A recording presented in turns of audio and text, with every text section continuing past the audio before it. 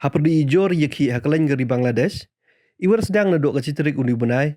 Hewa da em dagi sepangut kiwa menso, wai haduk kata, da em gak prangut kiwa diap, hewa kiwa yakhih da kentai kia terwa ke Prime Minister Sheikh Hasina Yaw Yusuf. Nailiang Menteri Rang Bak Kejala Konrad Rang Ba da bentip u. Waka sorkar jela da ye ko krek lang waka Bangladesh High Commission, kamjuk ke India High Commission, hewa da ye wasai cispat roha wingut kiwa ni India, walai puræ Bangladesh.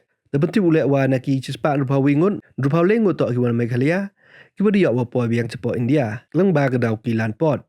Da em lek kende hausan ngut kiwa na Nepal wa nyaw ngut na Bhutan. Yakhih Bangladesh tok yo percaya buk bahak 50% ikrek sorkar, ibu report cekalan ke Bangladesh, hado wahab upha kang yaw ro iskur ba ki college bagi skur.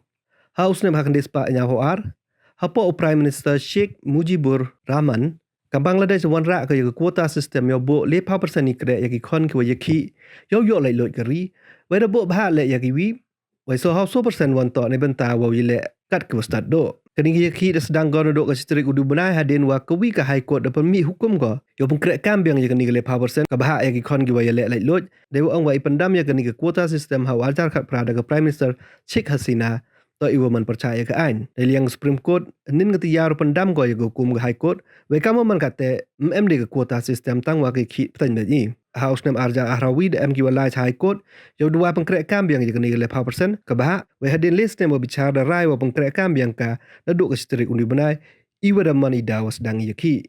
Ke Supreme Court nin ketiyau do anggo da pendam ya kening hukum ke High Court da bentar ke sutiyau, wai da pemi hukum manakut ini, hewa da kentu yaw ro olai puræ biangki.